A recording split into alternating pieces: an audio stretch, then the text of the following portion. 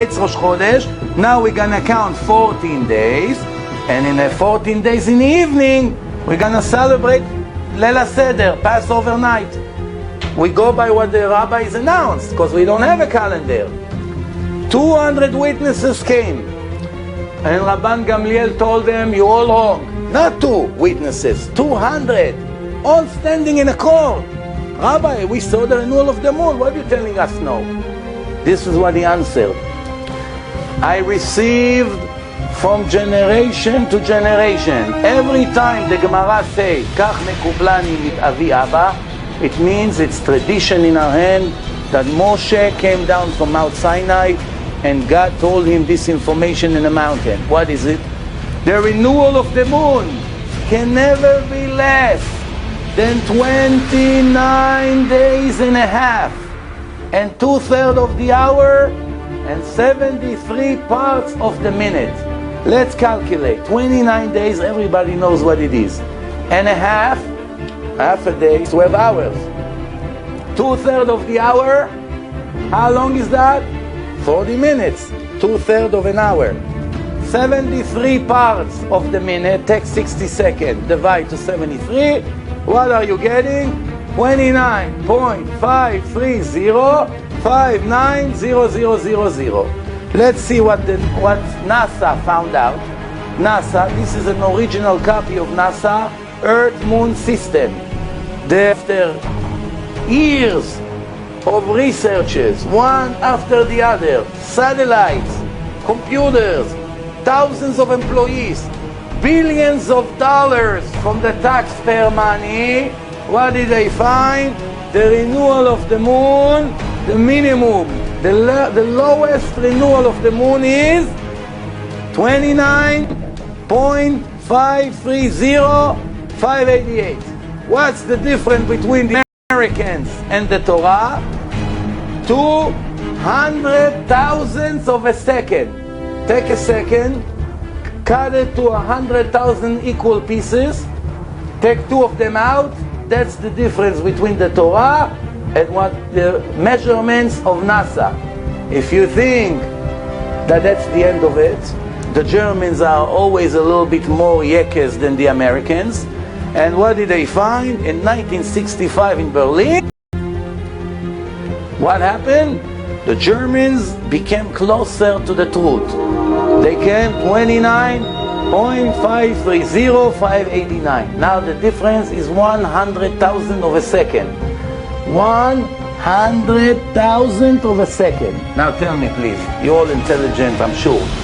Show me one person 2,000-3,000 years ago when the Torah was given from father to son. There was not even a calculator, no watches, no mega computers, no computers at all, no satellites. Who was able to give millions of people a book and tell them the renewal of the moon that you see over there is precise to a millionth of a second, to 100,000 of a second? Who would even know what 100,000 of a second is?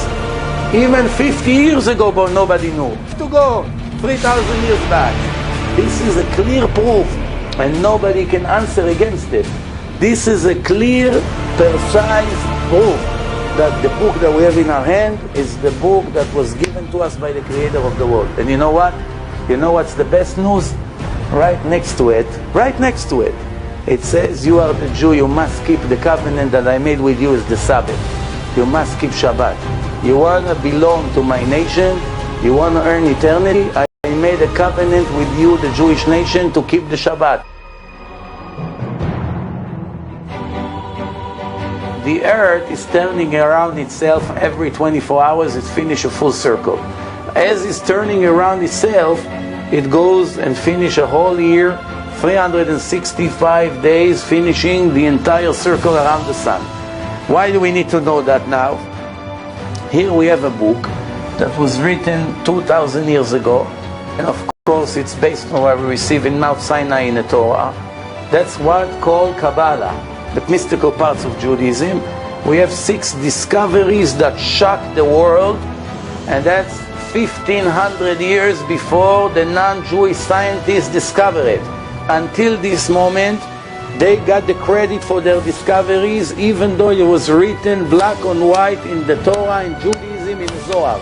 Zohar was written 2,000 years ago in Israel by Rabbi Yochai, and let's see what Rabbi Shimon Bar Yochai knew already 2,000 years ago. First, the whole world is turning around like a ball. Not only is round, it's turning around itself. Two major discoveries in one sentence.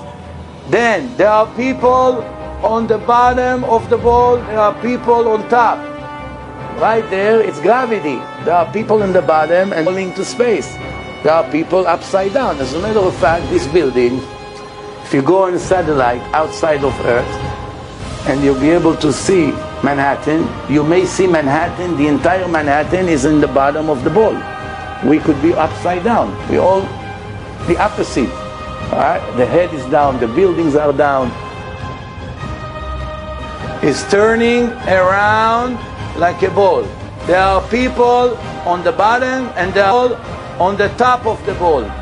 Now, and the people who live in different parts of the ball, there are differences in their image and the color of their skin based on the weather and the air that they breathe in each place where they live.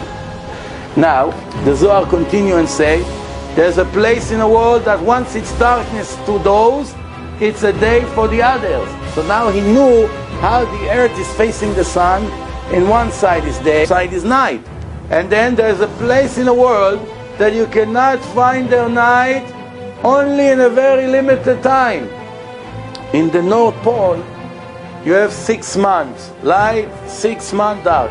But even in the 24 hours that you have in a day, it's all light. What do you find over there?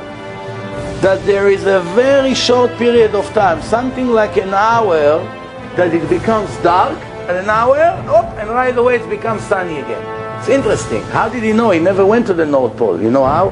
How do I know? The first time in history that a person stepped in the North Pole was 1908, exactly 100 years ago. So in the time of the Zohar, nobody knew even that there's a place over there because nobody went there. The world was different than today. No airplanes, it was only maybe some boats and that's it. So this is just to give you information that no human being could give such information 2,600 years ago.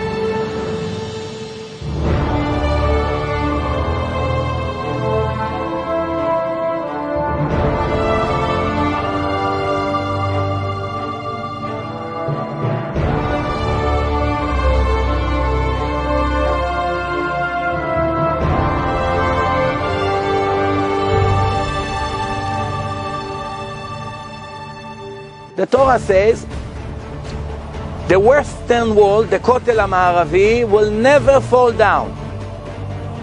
God promised that the western wall of the temple will never collapse. If the western wall in Jerusalem one day will fall down, earthquake, the Arabs would shoot a missile on it, I don't know, whatever the case may be, God forbid, that moment it will be the end of Judaism. Not only the end of the wall, which is a souvenir from Bet HaMikdash. No! The wall, what's the wall? You can rebuild the wall, it's no big deal. It will be the end of Judaism, the end of everything. Why? The Torah promised that God swore that the wall will never fall down. Now I have some news for you. The first temple was destroyed 2,600 years ago by the Babylonians. The second temple was destroyed 2,000 years ago by the Romans. The wall, the Bet HaMikdash, the temple had 4 walls around it. 1, 2, 3, and 4, and the temple was in the middle. When the Babylonians came, they knocked down the walls. When the Romans came, they knocked down the walls. In between, the Greeks came and they burned Bet HaMikdash. 3 major attacks on the Holy Temple, and somehow, nobody can explain, the Western Wall is still standing. Now I want to ask you a question. When a Goy comes to destroy Bet HaMikdash, what incentive he has to leave a wall completely standing? He came to destroy everything. Why would he leave the wall standing? Once, Twice? 3 times. No, not 3 times. Hundreds of times. Hundreds of times. In the last 2,000 years, do you know how many wars took place around the water there? Earthquake, wars, Seljukim, Persians, Muslims, British, Turkish, Armenians. So many empires occupied and destroyed Jerusalem. Nobody touched the wall. Why? God promised the wall will stay there forever. I'm protecting it. 4 walls were made in the same day from the same material. 3 of them fell down in an hour. 1 of them is standing forever. Do you know a human being that will write in his book, even the biggest faker in the world that tried to fake that God gave him a book? Let's say he came to fool us. Why would it take such a risk to write in his book, this wall will never fall down? What, you crazy? I'm gonna knock down the wall and I prove that your book is nonsense. All I have to do is to knock down the wall. Nobody can knock down the wall. If tomorrow with the plan, Hashem promised to protect it.